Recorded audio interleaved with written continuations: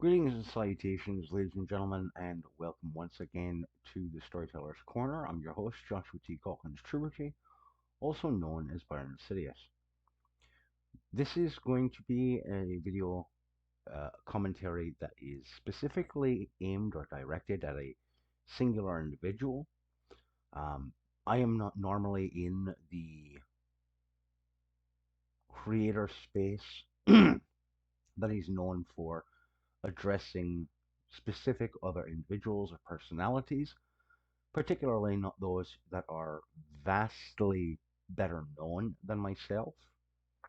That tends not to be my area of expertise, nor is it an area I feel overtly comfortable dipping into.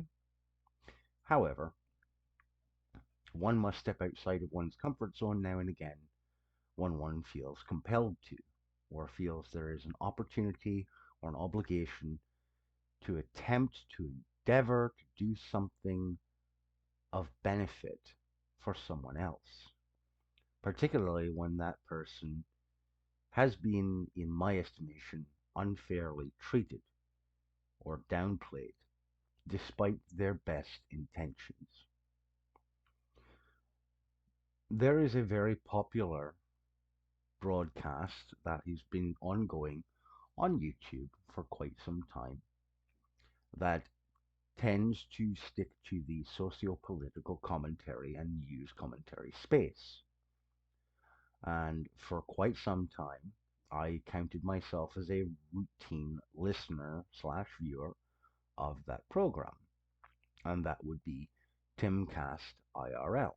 Now, there are many channels that have seen success over the years, commenting on this show, commenting on its host, making observations about various guests, programs, and discussions that are held on that show. That is not my milieu. That is not my wheelhouse. I'm not going to become that person. This is just one of those rare instances where I feel obligated to step in and make a comment. It's not going to be a regular thing. I'm still just a genre wonk who likes telling stories and analyzing literature and mythology. Don't worry, I'm not going to go too far outside of my normal boundaries when it comes to that sort of thing. But I want to specifically address Ian Crossland, who is a regular contributor, co host, member of the cast and crew on that bit of programming. He oftentimes stands as sort of an outsider in the grouping of folks that Tim Pool has gathered round himself. And this is in regards to Friday night's episode number 728. There was a bit where Ian was talking about wanting to perform or develop some kind of reading or storytime presentation for kids along the lines of LeVar Burton, a la Reading Rainbow or Mr. Rogers. And that's what I'm going to be addressing here. And this is where, after all that run up and build up, from here until I get done with reading this portion of commentary, this is directed specifically at Mr. Crossland. Ian, your exasperation with the Timcast crew and guests' effective dismissal of your suggestion of a LeVar Burton slash Mr. Rogers-esque storytime presentation aimed at a younger audience is understandable. Despite the frequency with which you are roundly set aside by your boss and lampooned by the audience in chat, you keep coming back, which is itself commendable. Whether it be for genuine purposes or because you're getting a paycheck, that's left up to interpretation, I suppose. I suspect some fair amount of your frustration stems from the recognizing that what happened in this instance was the application of the postmodernist's favorite tool, the deployment of irony. Irony is fine and dandy to use as a guideline tool for critiquing something, sure, but irony by itself does nothing else for us. It doesn't build anything, it doesn't construct anything. It is used specifically and directly for tearing something down. Tim repeatedly uses it to tear down the fringe weirdo tactics of the far left and sometimes the far right. But beyond the same tired, repetitive standbys of, quote, get out of the cities and, quote, buy some chickens and guns and, quote, grow your own food, Tim Pool offers nothing else of societal or cultural value as a replacement or alternative, unless it directly and immediately benefits and profits him personally directly. That's about it. The only time he ever offers alternatives artistically is to stuff of his own making, or those who he thinks will immediately benefit him personally. Ian, you tried to offer something culturally different in the wake of the ironic takedown, which Tim did not. And though your suggestion was couched in something that has been done before, that doesn't mean it should be dismissed out of hand.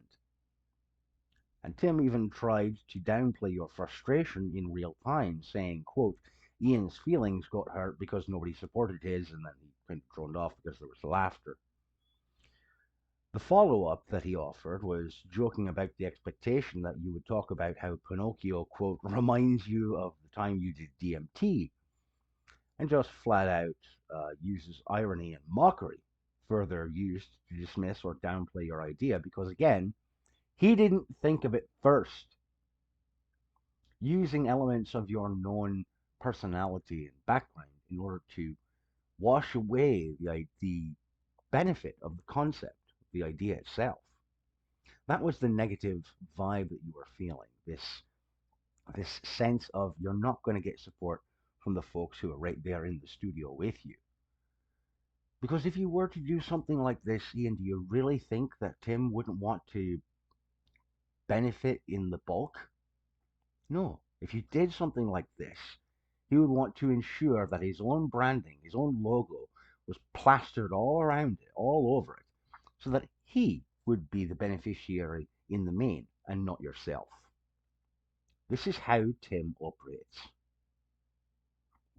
David Foster Wallace brilliantly pointed out on several occasions that the deployment of irony alone gets stale after a while, because while it certainly helps in pointing out problems of a given system or a given piece of work, it rarely, if ever, offers an alternative or a solution. Ian, you're a decent chap, and every now and again you say some very outlandish things that perhaps are more than deserving of their fair share of ridicule or mockery or joking. Sure, fine. But this is done primarily because your thought process is much different than Tim's thought process and many of the guests that he brings in. I would posit that perhaps this is a problem of generational divide. I'm not certain. It's not for me to say. I'm not a psychoanalyst, nor am I a sociologist. I am at best a storyteller and an amateur mythologist. But these are observations that surely I'm not the only person to have come across or thought up. I debated whether or not to even make this video because who the hell am I? I'm a relative nobody. The odds of you hearing this message or seeing this video are slim to none, even if I directly tag your channel or promote and boost it on Minds and use my own tokens to make sure it gets shared around that social networking system, or to tag you on Twitter, up and down the board. There's very little chance that you'll see it or hear what I have to say. However, if I didn't make this video at all, then those slim odds are reduced to zero.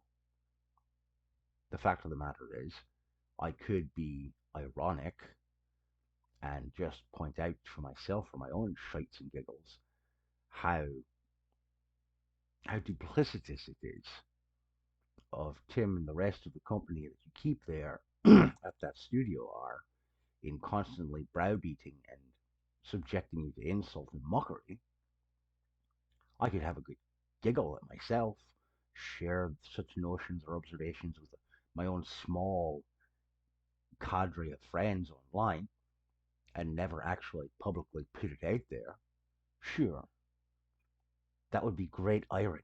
That would be a great use of postmodern humor, but it wouldn't actually be attempting to affect anything. And if we've learned nothing else from the absolute and abject failures of postmodern tactics in culture, if we've learned that nothing else, it's this: irony alone and having a good laugh and mocking something privately, quietly, amongst your own ranks will affect nothing.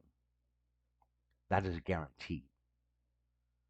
So I offer this, and I will tag you and your YouTube channel, and I'll share it out on mine, and I'll tag you there, and I'll boost it, and I'll tag you on Twitter, because, yeah, the odds are slim, but the greater problem would be not saying anything at all. Anyhow, that's all for me for now. Thank you for listening. Thank you for watching. I ask that you take care of yourselves. And as always, ladies and gentlemen, keep reading.